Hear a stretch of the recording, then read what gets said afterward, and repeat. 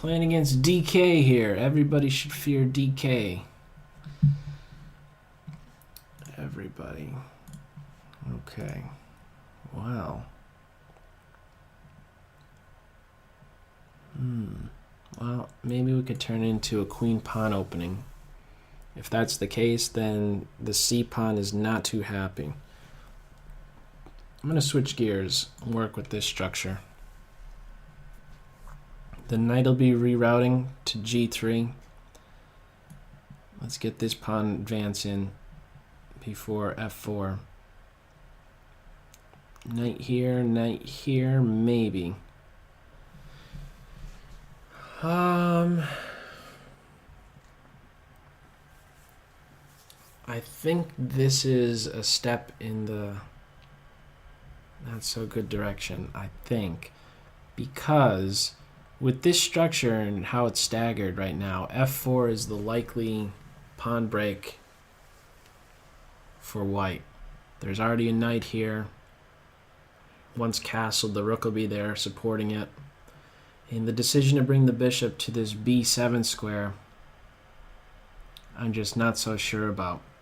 So in anticipation of bishop b2, I want to make sure that I have d4 reinforced. And once it's reinforced, then I'm really not going to have to worry about the bishop being on b2. It's just, it would turn out to be biting on a rock. It can only be broken down just a little bit with the f4, but I have it secured, I'm pretty sure, enough. Now, what about this light square bishop? I don't know that I want to allow bishop to c4, so let's do this. Get in bishop c4. And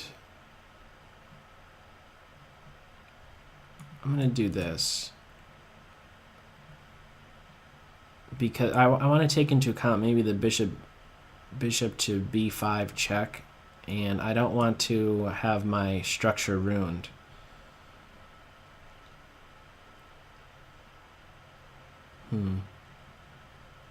Throw a question to it. Let's see if I can get that light square bishop for knight.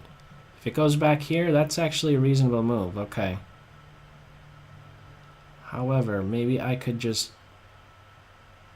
take it and then play b5. Let's try this. I want to overtake that pawn on c4. Or at the very least, maybe get in b4 or something. If there is this capture, white undoubles the pawns, but my rook is brought to life, and I could look forward to playing, let's say, my pawn up here one day. Okay, so I have the a file opened up. Pressure can be placed on this pawn. I can defend with my queen in a couple ways. I might want to look into this advance. I'm making a lot of pawn moves, however. Hang on. Hang on right there. I think I've gone far enough, and I should focus on development. Making too many pawn moves. So, focusing on development here. If I bring my bishop out, there is this knight f5 move, which is annoying. So, I think it's important to watch out for that. g6 pawn is responsible for boxing out the knight. And, well, you know, instead of this c4 idea, instead it's going to be this. One day my knight might want to make the journey to c3, where it's very, very good.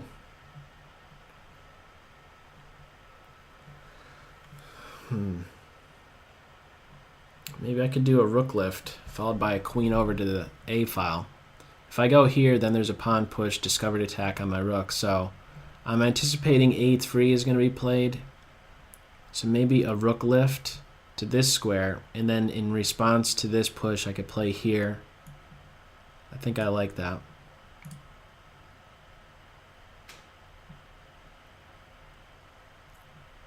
Okay, I just want to watch out for this pawn break. I'm not seeing it happening. So I'm going to keep my bishop around here. I did this move so that the knight doesn't make use of f5, so I'm not having to play bishop here and have it get hit. But the other thing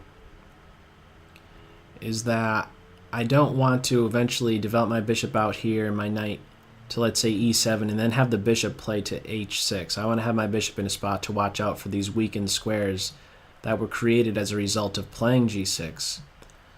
Now, another thing that I have to be aware of is what?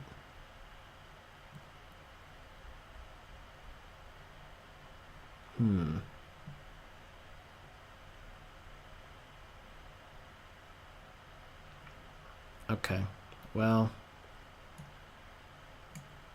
I'm going to play queen here. I'm assuming queen here is going to be played.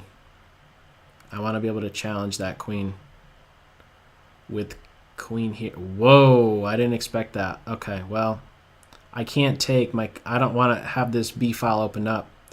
I'm going to play this instead. Watch out for these light squares and try and show that this pawn is going to turn out to be a target. I have 1 minute to do it. Now that I could be a bit more assured of the pawn structure, I could go a bit quicker. So castle, rook to a8, pinpoint this, and actually instead of castling, I'm going to run with this move. King f7. I don't want to be lured away from the pressure on this pawn, and I do not want to take on this square because that is just going to help out with white's defense of a4. I'm trying to make that a target. Okay, and well, I better put a question to that queen. There is no fork over here. I have to be aware of the potential for knight b5 stuff, but not really seeing that. I just want to throw a question to this queen with knight here, and then just get my knight back out of the way and get ready to win this pawn. I think by force it's going to be won. These, let's hit it right now. These pawns right here are pretty much canceling out both of these knights, so I'm viewing these 3 points here as taking out 6. Pawn push, come back, and then it's hit a 3rd time. So let's do this trade. I have enough on it. I'm taking with my rooks because I don't want to eventually run into a pin. I don't want to have my knight pinned. And then lastly, I think putting pressure on c2, since that is the base point, and I could do that with a maneuver. It could be captured, but then this pawn, the b pawn, becomes a passed a pawn. So let's do this. Sneak up. If pawn push here, I come back. I want to maintain control over this square, so I come back. If I take, I lose control. So these knights are still out of play, and now these knights have to go back here. The last step is to maybe somehow put pressure on this guy again.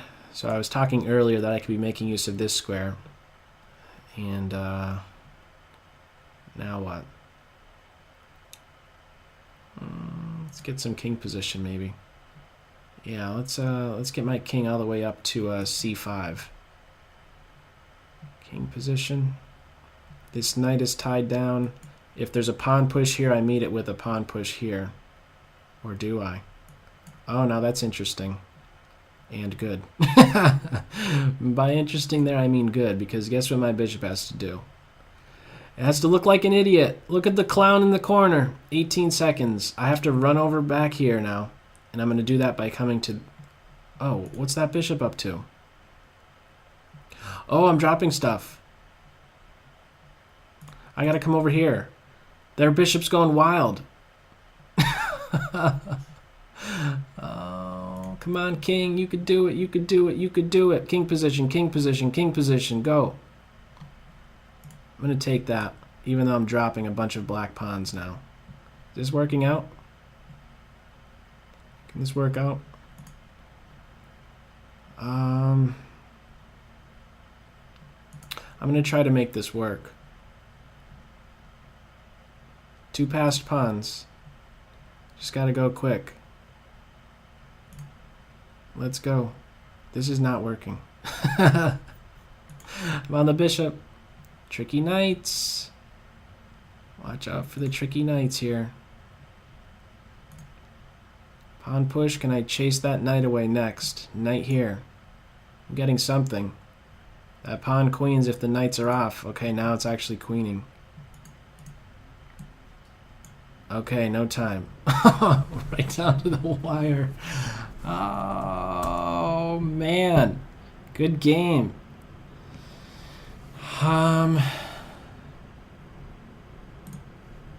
Okay, let's flip that one. Let's go back home here. And by home, I mean move one. So, right here is my first suggestion. Good game, Blissful. Very good game. Right down to the wire. I think you were winning in that end game too, as we got into time pressure. Let's see. I don't know. You can't. I don't know about the bishop coming here because you're just biting at a rock. So I think you're saving yourself a move by not going with this anymore. I think the pawn break to focus on is f4, and your bishop will be ideally placed to come out in this direction, or at least support f4. So that's the first thing to note. And another thing is that recognize this position right here. You have a lot of development in, and maybe you should look to open the position up. There was a move that I'm not so sure I referenced during the game, but right here, knight h4, eyeing f5 and preparing an f push.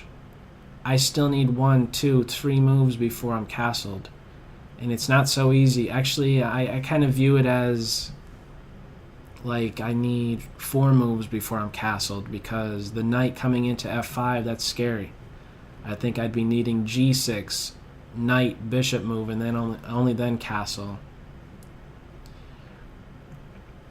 So I think look into that. Even right here, even right here, still looking into this f4 push would be interesting. I think that's the bulk of it. Those are the bulk. Those are my main suggestions. Right here becomes awkward. You have the right idea to try and get this pawn push. You got it in, but it does become a target. And in this endgame, I do stand better in this position. That a pawn seems like it is going to fall. My technique with putting pressure on the pawn was good, but your way of getting to the c4 square and getting active over here was very nice. That was good. So you did good playing down a pawn in that endgame. You're saying that you're typing my way that you're off with the endgame. I'm not so sure about that. I mean, there's clearly some good moves, good ideas that were shown to me there. So it's again, you know, you have to consider the time element too. So not easy to be playing accurately and fast in an end game, but I thought it was a good game. It was really nice, a lot of fun to play. I shouldn't have gotten that in the end. You defended c2. Your knight on g3 turned out to be a pain because you got your h-pawn involved. That was good. And then your bishop, for some reason I was thinking it was your bishop that was tied up. My knights are sitting pretty, but this one is a big clown. What is he doing? He needs some help. He's doing nothing. He's just sitting in a hole and like, that's it. He has nothing better to offer than just sitting pretty right there on c3. That's about all he's doing. Okay.